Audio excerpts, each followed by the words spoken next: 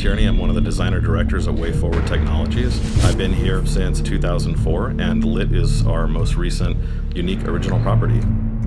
The basic story of Lit is that you have Jake, who's a slightly emo high school teenager who gets caught in his high school when it's overrun by dark creatures. The only two survivors are Jake and his girlfriend Rachel. So he spends the entire game trying to find her and really trying to have this reunion at the end of the game.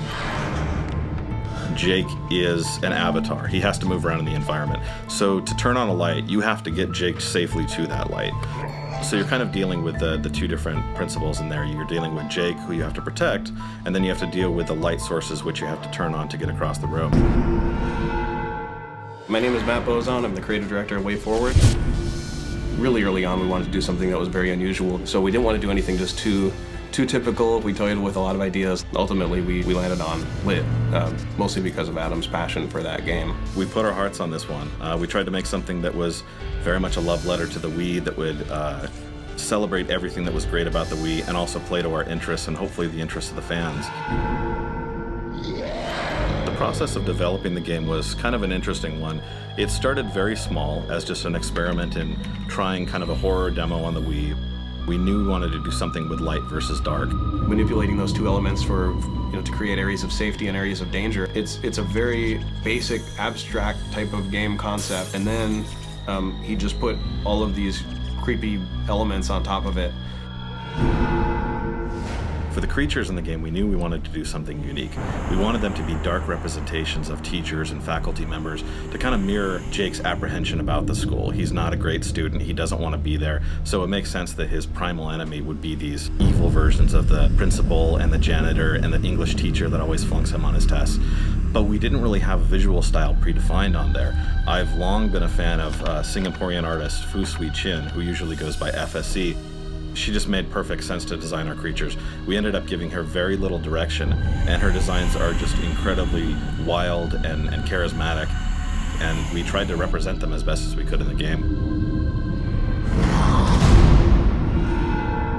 For the control scheme, we decided that we wanted to have a very distinct difference between Jake and the player.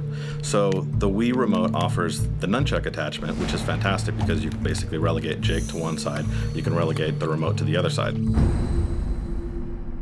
My name's John Beck. I'm the CEO of WayForward. We have around 60 people working full-time. I'll do the business development, I negotiate the contracts, I make sure that the talented people here have everything they need to thrive, and it's a real privilege. We've got an amazing group of people that we've assembled over a decade.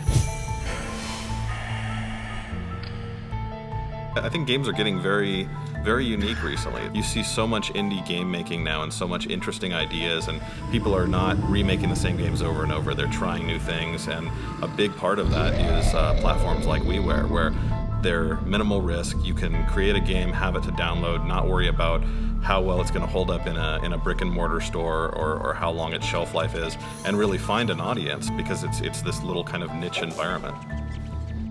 To basically take the survival horror atmosphere and transpose that over rigid puzzle gaming is something that would really fit the WiiWare system, that you can immediately jump into it. It's something a little bit unique. It's something that hasn't been done before. It's very different. It's very odd. It's sometimes very challenging, but I think you guys are going to like it.